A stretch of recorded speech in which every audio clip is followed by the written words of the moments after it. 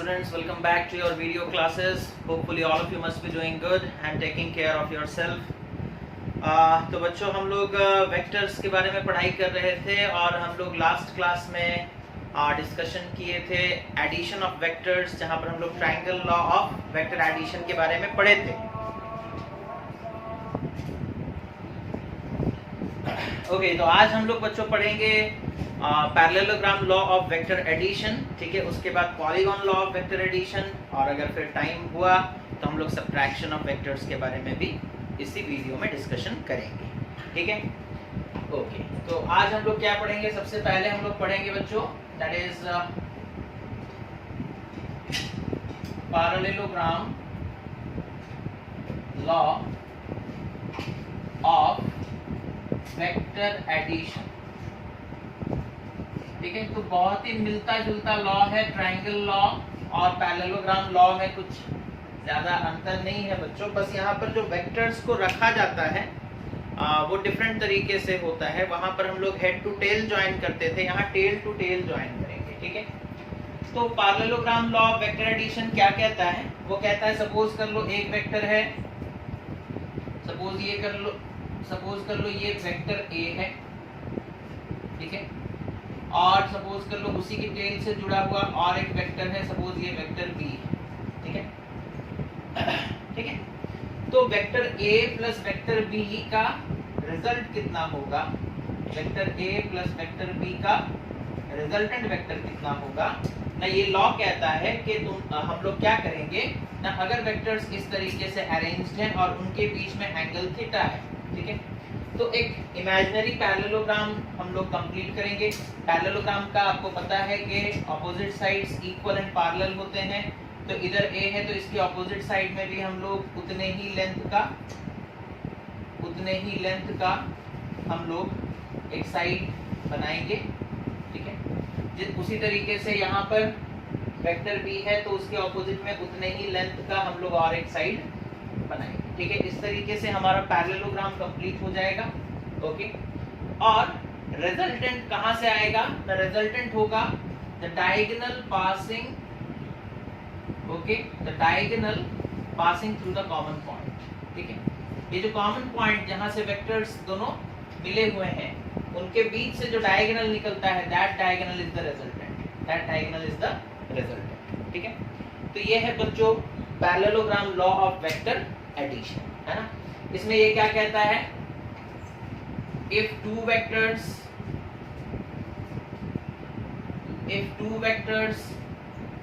are represented in direction and magnitude,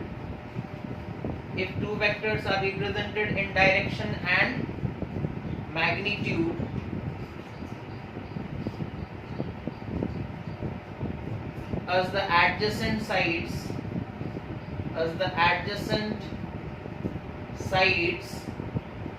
of a parallelogram,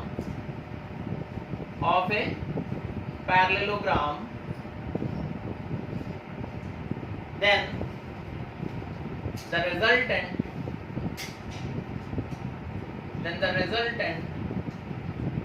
is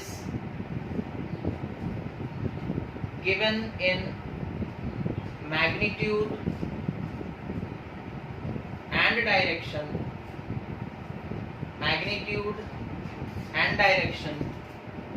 by the diagonal,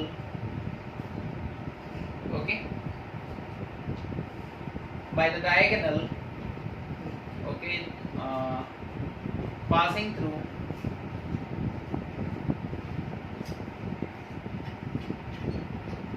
this common point. Okay, passing through this common point. Okay, तो ये है बच्चों parallelogram law of vector addition. Exact statement के लिए आप लोग book refer कर सकते हो.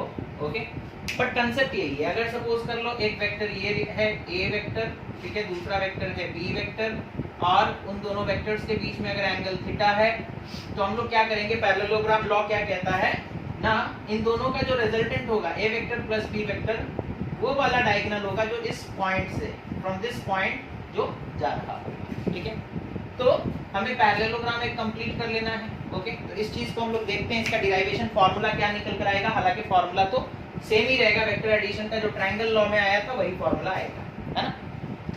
देखो सपोज कर लो हमारे पास ये हो गया वेक्टर ए, सपोज ये हो गया वेक्टर बी, ठीक है, और उनके बीच में मान लेते हैं एंगल है थीटा। ठीक है, अच्छा अब देखो बच्चों, ये टेल से टेल जुड़े हुए हैं, है ना।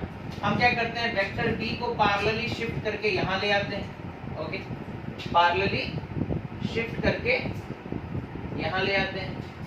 ठीक है, अच्छा तो ये भी तो वेक्टर बी है, पैरेलल शिफ्टिंग तो अलाउड है ना। ओके, तो वेक्टर बी को मैंने क्या किया, पैरेलली शिफ्ट करके इधर ले आया। ठीक है, पैरेलली शिफ्ट करके इधर ले आया। ओके, वेक्टर बी को इधर मैंने रिप्रेजेंट किया। ओके, अच्छा अब देखो ट्रायंगल लॉ याद होगा आप लोगों को, अगर ये वेक्टर ए है, ये वेक्टर बी है, ठीक है, सेम ऑर्डर में दोनों लिए गए हैं, है ना, तो फिर उनका रिजल्टेंट ये होता है, taken in opposite order, taken in opposite order. ठीक है, तो यहाँ पर भी कुछ वैसे ही दिख रहा है। ये देखो वेक्टर ए का ये टेल ये हेड, वेक्टर बी का ये टेल ये हेड, है ना। तो ट्रायंगल लॉ में भी तो ऐसे ऐसा था, टेल हेड, है ना। पहले वेक्टर के हेड से दूसरे वेक्टर के टेल को जोड़ना होता था, और रिजल्टेंट क्या होता था, पहले वेक्टर के टेल से दूसरे वेक्टर के हेड को जोड़ देते थे हम लोग। That is the resultant, that is the resultant. Okay, तो यहाँ पर भी रिजल्टेंट वैसे ही निकलेगा, बट क्योंकि पैरेललोग्राम लॉ है तो हम लोग उसे पैरेललोग्राम के हिसाब से समझाएंगे कि ये वेक्टर ए को फिर इधर शिफ्ट कर दो, है ना। तो ये हो गया मेरा पैरेललोग्राम कंप्लीट।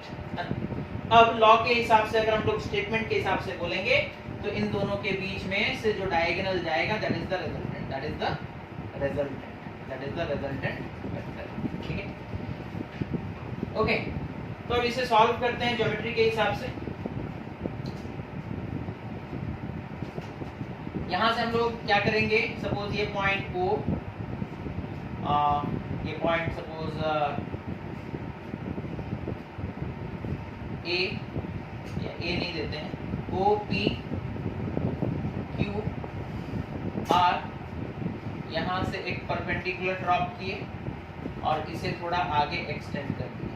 ठीक है, वो लोग यहाँ पर मीट किए, इस पॉइंट का नाम दे दिए पी क्यू आर एस। ठीक है, अच्छा अब देखो हम लोगों को R vector is equals to A vector plus B vector, हम लोगों को इसका फॉर्मूला निकालना है। ठीक है, अच्छा ट्रायंगल लॉ में हम लोग ऑलरेडी कर चुके हैं। पहले तो हम लोग क्या करेंगे, ये परपेंडिकुलर ड्रॉप की ये एंगल 90 डिग्री इस छोटे से ट्रायंगल में देखेंगे, दैट इज इन ट्रायंगल, कौन सा triangle, that is PQS, in triangle PQS, है ना। In triangle PQS sin theta क्या हो जाएगा बच्चों, sin theta will be equal to perpendicular by hypotenuse, that is QS by PQ, QS by PQ, है ना। This is QS, this is PQ। Okay, तो यहाँ से हम लोगों को मिल जाएगा that is QS will be equal to PQ into sin theta. ठीक है, PQ इनटू sin थीटा। अच्छा, PQ का मैग्नीट्यूड कितना होगा, ये B वेक्टर है तो उसका मैग्नीट्यूड कितना होगा, मॉड B, या फिर हम सिंपली B लिख सकते हैं, है ना। B एक लेंथ है। ओके, देखो B वेक्टर का दो पार्ट होता है, एक तो उसका मैग्नीट्यूड होता है यानी कि उसका लेंथ, ठीक है, मैग्नीट्यूड, और हम लोग बोल देंगे लेंथ, और दूसरा B वेक्टर के पास डायरेक्शन होता है।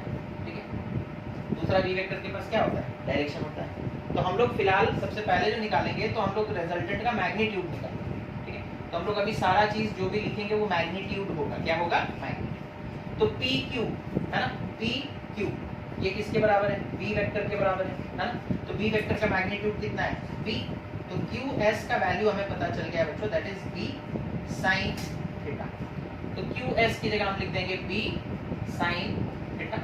ओके, उसी तरीके से PS फिर निकाल सकते हैं हम लोग, ट्रायंगल लॉ में भी निकाले थे, है ना। तो उसके लिए हम लोग क्या करेंगे, cos थीटा का वैल्यू फाइंड आउट करते हैं इस ट्रायंगल में। ठीक है, हमें पता है cos theta is equals to क्या होता है, base by hypotenuse, that is PS by hypotenuse is B। अब हम डायरेक्ट B लिख रहे हैं, तो PQ कितना, sorry PS P S by B. तो पी एस कितना हो जाएगा बच्चों, P cos theta, P cos theta. तो ये वाला, अच्छा ये एंगल थीटा है ना। तो पी एस का वैल्यू हमें पता चल गया, that is P cos theta. ठीक है, तो ये हो गया पी कॉस थीटा। ठीक है, अच्छा अब आते हैं बड़े वाले राइट एंगल ट्रायंगल में। इन ट्रायंगल कौन सा, O S Q, in triangle O S Q.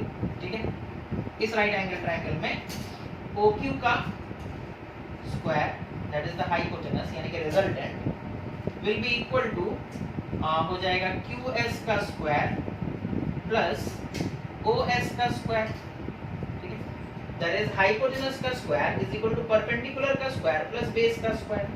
O Q क्या है बच्चों, आर है ना, रिजल्टेंट आर का square, it is equal to Q S का स्क्वायर। क्यू एस हम लोग निकाले थे, कितना आया था, बी साइन थीटा। तो बी साइन थीटा का whole square plus O S. O S कितना हो जाएगा बच्चों, ओ एस यहाँ से यहाँ तक का लेंथ जो है that is O P plus P S. तो ओ पी क्या है बच्चों, दैट इज ए, ओ से लेकर पी तक ए वेक्टर है। ओ पी किसे रिप्रेजेंट करता है, ए वेक्टर के लेंथ को। ठीक है, तो ए प्लस पी एस का वैल्यू निकाले थे कितना, B cos theta, B cos theta. ठीक है, इसका स्क्वायर। तो अब ये आएगा R square is equal to B square sine square theta plus ये a प्लस बी है ना, ए बी का whole square, a plus B का होल स्क्वायर क्या होता है, a square plus B square plus 2ab। तो a स्क्वायर प्लस b कितना है बच्चों, b cos थीटा। तो b square cos square theta plus 2 into A B, that is 2 into A into B की जगह क्या लिखेंगे, b cos theta, b cos theta. Okay, अच्छा फिर यहाँ से हम लोगों को क्या करना है, b sin square theta b cos square theta को साथ में रखना है, कॉमन लेना है b स्क्वायर को, sin square theta plus cos square theta वहां से निकल कर आएगा। तो r square will be equal to a square को पहले लिख लेते हैं, that is a square plus b square whole into, ये देखो b स्क्वायर और इस b square cos square theta को साथ में लिख रहे हैं। ठीक है, तो ये हो जाएगा sin square theta plus cos square theta plus 2ab cos theta. ठीक है, then implies r square is equals to a square plus b square sin square plus cos square theta तो 1 हो जाएगा। तो b square into 1 is b square plus 2ab cos theta. इतना नीचे तक दिखाई दे रहा है। ओके, चलो यही लास्ट लाइन है जहां तक दिखाई दे रहा है। बढ़िया, तो r square का वैल्यू निकल गया है ना। अब हम लोग निकालेंगे r का वैल्यू। तो r कितना हो जाएगा ना, r will be equal to that is root over of a square plus b square plus 2ab cos theta, 2ab cos theta. ठीक है, तो इस तरीके से हम लोग रिजल्टेंट का मैग्नीट्यूड निकाल लिए। अब सपोज कर लो ये रिजल्टेंट वाला वेक्टर जो है ये इसके साथ अल्फा एंगल बना रहा है ना। तो अब इस ट्रायंगल में देखो, in triangle OSQ, in triangle OSQ, इस वाले ट्रायंगल में अल्फा का वैल्यू निकालना है तो हम बोलेंगे tan अल्फा। tan का फॉर्मूला क्या होता है बच्चों, परपेंडिकुलर बाई बेस है ना। परपेंडिकुलर कितना हो गया, QS, बेस कितना हो गया, दैट इज OS। तो tan alpha is equals to QS by OS। अच्छा, QS का वैल्यू कितना है, b sin थीटा।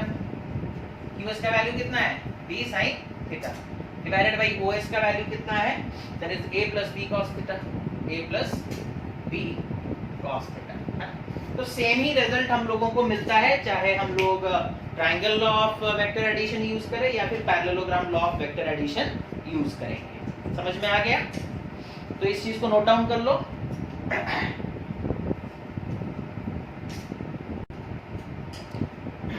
ओके बच्चों, तो ये था बच्चों parallelogram law of vector addition. ठीक है, इसके बाद हम लोग डिस्कशन करेंगे polygon law of vector addition. Polygon law of vector addition,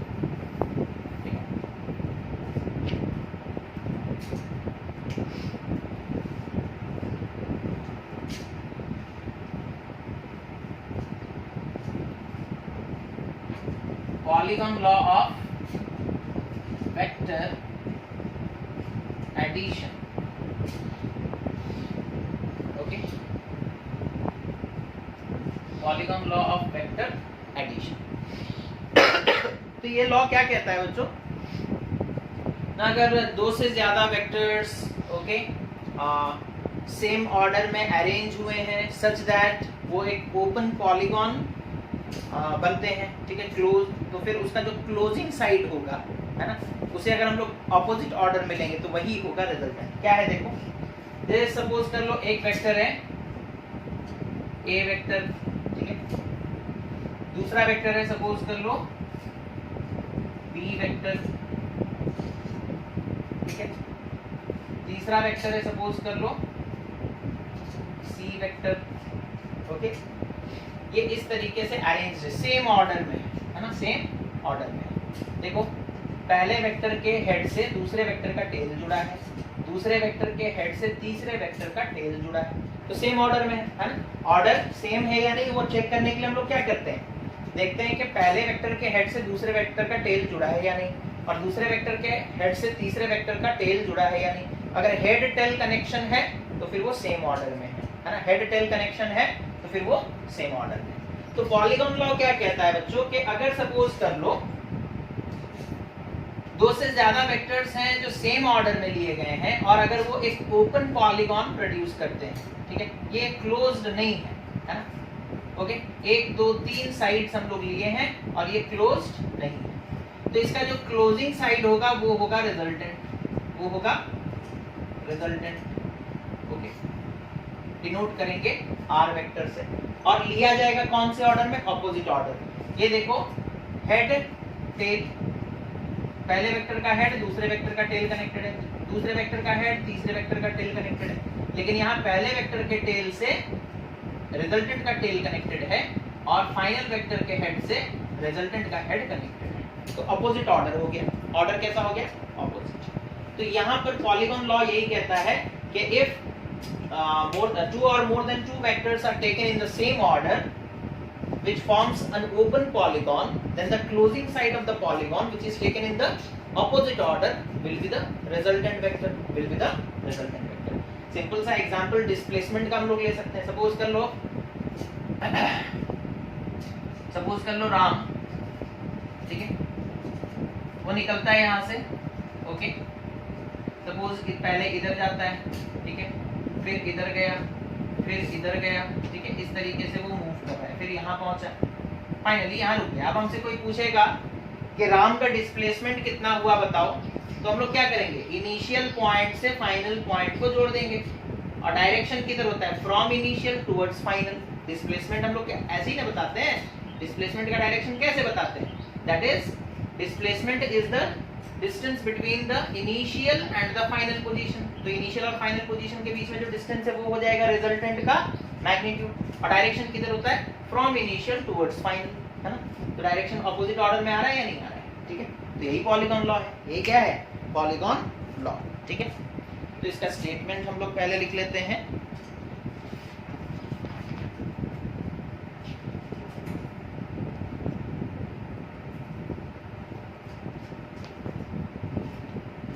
statement क्या लिख लेंगे देखो,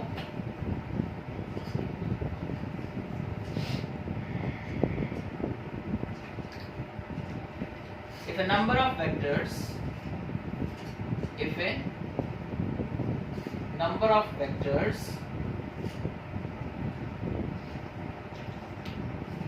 acting in the same order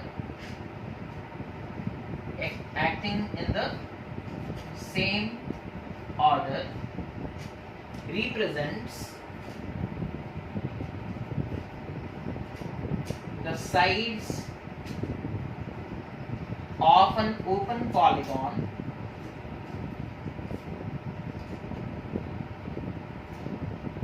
okay, if a number of vectors acting in the same order represents the sides of an open polygon, then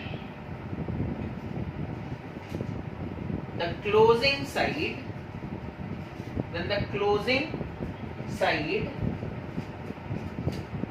taken in opposite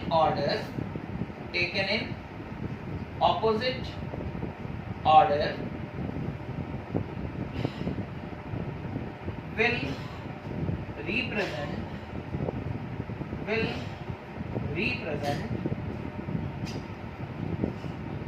the resultant vector, will represent the resultant vector, will represent the resultant vector. Okay, तो वो कह रहा है कि अगर बहुत सारे यानी कि दो या दो से अधिक, ठीक है, वेक्टर्स हैं जो सेम ऑर्डर में एक्ट कर रहे हैं, ठीक है, they are acting in the same order, यानी कि हेड टेल कनेक्शन है, ओके, और वो एक ओपन पॉलीगॉन फॉर्म करते हैं, तो जो क्लोजिंग साइड होगा उस पॉलीगॉन का, that will be the resultant vector taken in opposite order, taken in, so this is A vector, suppose this is B vector, this is C vector, this is D vector and this is R vector which is taken in opposite order, which is taken in opposite order, ठीक है।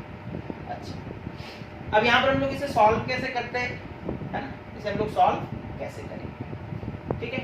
तो देखो हम लोग इसे polygon law को actually हम लोग ट्रायंगल लॉ के हेल्प से ही सॉल्व करते हैं, है ना, पॉलीगॉन लॉ को हम लोग क्या करते हैं, ट्रायंगल लॉ के हेल्प से ही सॉल्व करते हैं। जैसे से हम लोग क्या करेंगे, सबसे पहले देखो हमें रिजल्टेंट निकालना है, ठीक है, हमें क्या निकालना है, रिजल्टेंट निकालना है, तो फिर हम लोग क्या कर सकते हैं, पहले a प्लस बी निकाल लेंगे, ठीक है, इनका रिजल्टेंट सपोज आया r1, ठीक है, अब a प्लस बी को ऐड कर दिए तो उनका रिजल्टेंट ट्रायंगल लॉ के हिसाब से, अगर ये वेक्टर a है,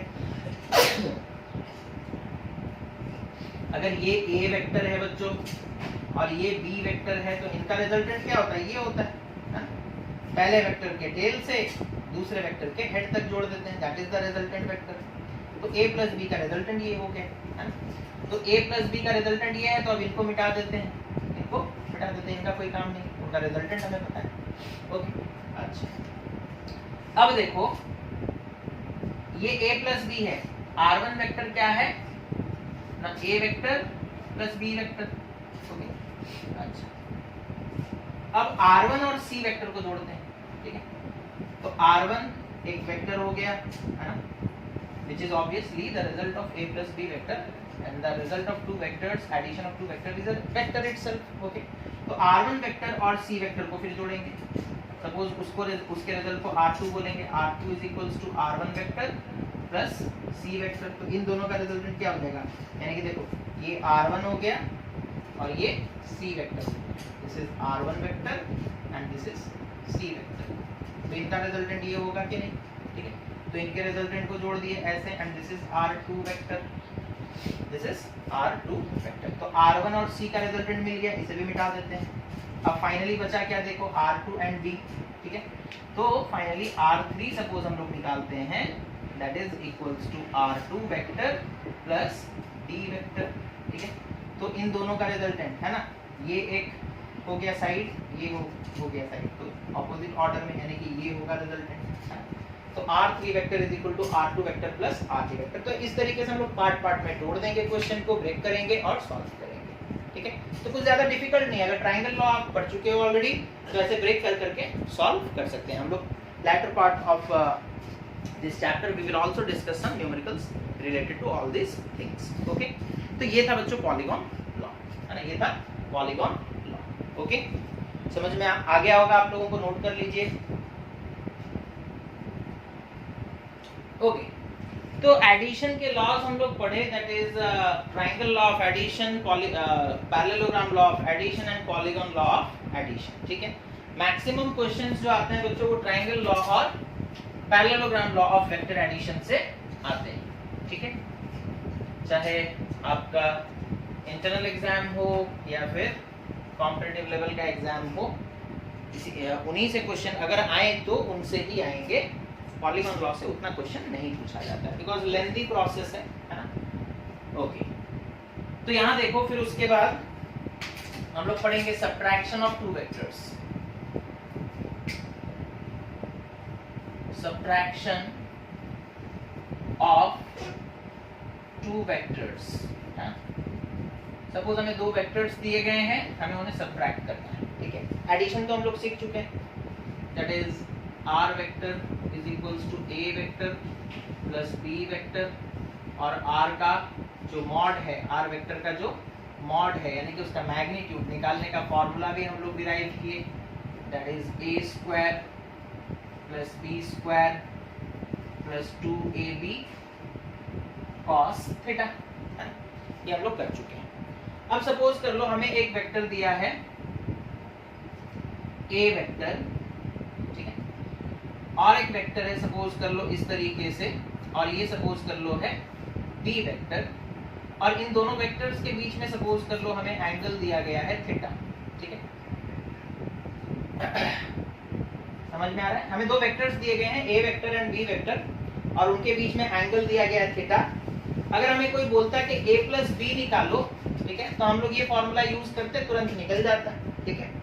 लेकिन अगर हमें कोई बोलेगा फाइंड ए वेक्टर माइनस बी वेक्टर, ठीक है, तो ये कैसे निकालेंगे हम लोग, है ना। हम इसे ऐसे लिख दें, that is it is equals to A vector plus of minus B vector, मतलब तो सेम ही है।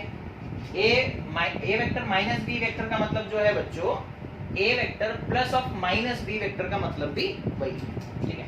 जैसे हम लोग लिखते थे ना, ए माइनस बी को हम ऐसे नहीं लिख सकते, A plus of minus B, plus into minus it is minus, so it is A minus B, okay. तो ये सब चीज तो बताना क्या जरूरत नहीं है मेरे ख्याल से। तो A vector minus B vector can be written as A vector plus of minus B vector. हम लोग ऐसा क्यों लिख रहे हैं? बिकॉज हम ऐड करना चाहते हैं। हम क्या करना चाहते हैं? हम ऐड करना चाहते हैं दो वेक्टर्स को, बिकॉज एडिशन हमें पता है, एडिशन हम लोगों को पता है, ठीक है। लेकिन ऐड किसे करेंगे? अगर हमें बोला जाएगा डिफरेंस निकालो, तो हम ऐड किसे करेंगे? ए वेक्टर को ऐड करेंगे माइनस बी वेक्टर से, है ना। किससे ऐड करेंगे? माइनस बी वेक्टर से। तो अगर सपोज कर लो बच्चों ये बी वेक्टर है, तो माइनस बी वेक्टर इसके जस्ट ऑपोजिट में होगा, इसके जस्ट ऑपोजिट में होगा। सपोज कर लो ये है माइनस बी वेक्टर, ठीक है, ये है माइनस बी वेक्टर, ठीक है। तो अब इन दोनों को ऐड कर लेते हैं, है ना। ये माइनस बी वेक्टर हो गया, ये ए वेक्टर हो गया, दोनों को ऐड कर देंगे तो हमें ए माइनस बी मिल जाएगा, है ना। अच्छा, यहाँ से यहाँ तक बच्चों एंगल कितना है? थीटा। ये एक स्ट्रेट लाइन है, तो यहाँ से यहाँ तक का एंगल कितना हो जाएगा? 180 माइनस थीटा, ठीक है। यानी कि जब हम लोग ऐड कर रहे हैं तो दोनों के बीच का जो मतलब ए वेक्टर और बी वेक्टर के बीच का एंगल थीटा है। ए वेक्टर और माइनस बी वेक्टर के बीच का एंगल कितना है? 180 माइनस थीटा, ठीक है। अच्छा, अब यहाँ पर इमेजिनरी पैरेललोग्राम हम लोग कंप्लीट कर लेते हैं।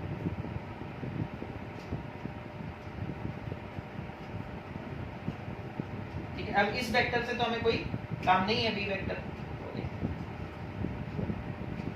हमें ऐड करना है ए वेक्टर को किससे? माइनस बी वेक्टर से, ठीक है।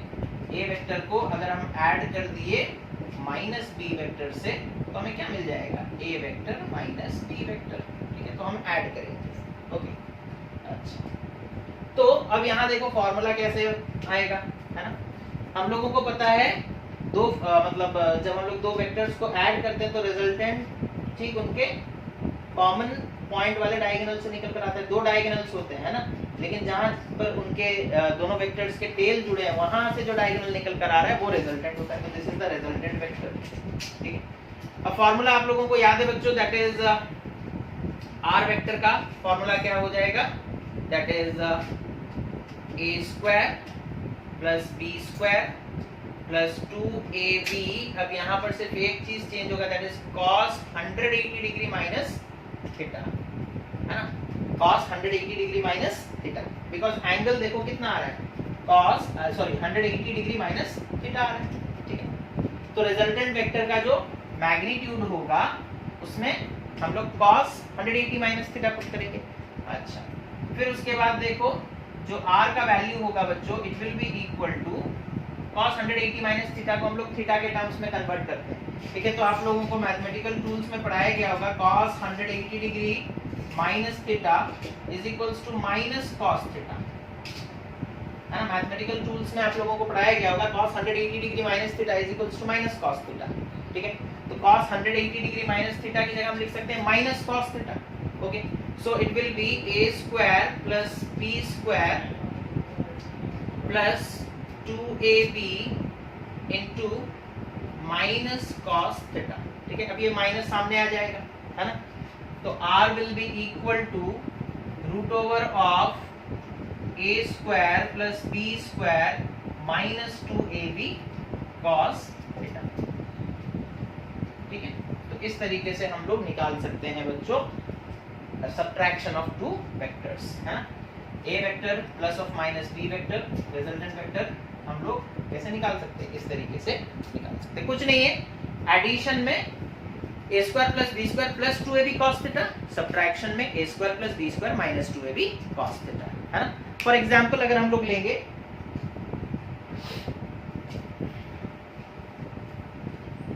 पहले तो फॉर्मूला आप लोग याद रखोगे, क्योंकि बहुत सारे फॉर्मूलाज हम लोगों को पढ़ने होते हैं बच्चों, तो बहुत बार हम लोग देखते हैं कि बच्चे भूल जाते हैं, तो प्रैक्टिस करते रहोगे तो याद रहेगा। a vector plus b vector is equals to r vector और उसके मैग्नीट्यूड का, यानी कि a vector plus b vector का मैग्नीट्यूड जो कि r वेक्टर आता है, उसका फॉर्मूला क्या था, that is a square plus b square plus 2ab cos theta.